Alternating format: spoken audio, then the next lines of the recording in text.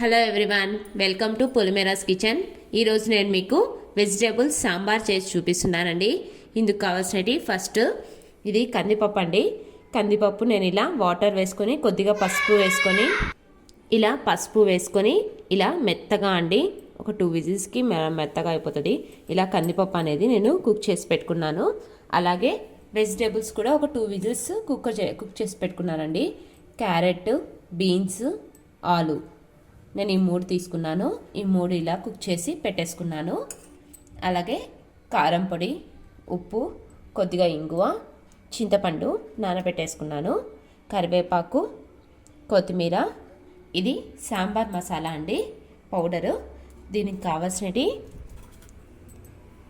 వట్టి మిరపకాయలు, జీలకర్ర, రాతిపూత, చెక్క, మొగ్గ, కరివేపాకు, మెంతులు, మిరియాలు, ధనియాలు, కొద్దిగా ఆవాలు. ఇవన్నీ కూడా మనం డ్రై రోస్ట్ చేసుకొని ఇలా సాంబార్ మసాలా అనేది నేను రెడీ చేసుకున్నానండి. నా అప్కమింగ్ వీడియోస్లో నేను ఈ మసాలా కూడా ఒక వీడియో చేసి చూపిస్తాను. నెక్స్ట్ మనం ఇలా కందిపప్పు అంతా కూడా స్మాష్ చేసేసుకొని మెత్తగా చేసేసుకోవాలండి. చూడండి, ఇలా కందిపప్పు అంతా కూడా ఇలా పేస్ట్ చేసేసుకున్నాను.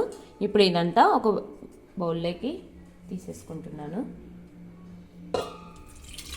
నెక్స్ట్ నేను ఇందులోకి మనం బాయిల్ చేసుకున్నాం కదండి వెజిటేబుల్స్ విత్ వాటర్తో యాడ్ చేస్తున్నాను.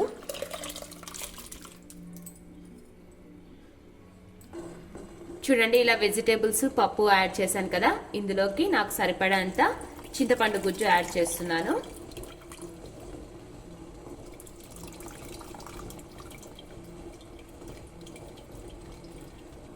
చూడండి, చింతపండు గుజ్జు కూడా యాడ్ చేసేసాను కదా, ఇందులోకి సరిపడంత సాల్ట్ యాడ్ చేస్తున్నాను. అలాగే ఇందులోకి కొద్దిగా కొత్తిమీర, కరివేపాకు యాడ్ చేసుకోవాలండి. నెక్స్ట్ నేను ఇలా పోపు వేసుకుంటున్నానండి.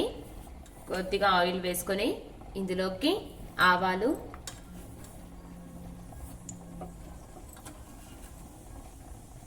జీలకర్ర,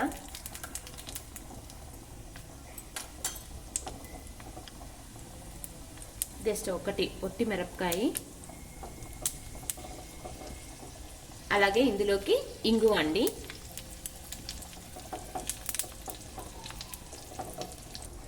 ఇలా మనం వేసుకున్న పోపు అంతా కూడా మనం సాంబార్లోకి యాడ్ చేస్తున్నాను.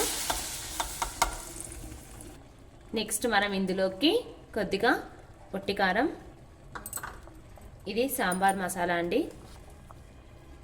ఈ సాంబార్ పౌడర్,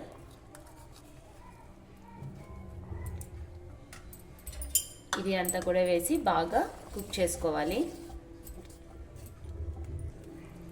ఇవన్నీ యాడ్ చేశాక ఇలా లో ఫ్లేమ్లో మనకి బాగా కుక్ చేసుకోవాలండి. అంతే అండి, మనకు పర్ఫెక్ట్ వెజిటేబుల్ సాంబార్ అనేది రెడీ అవుతుంది.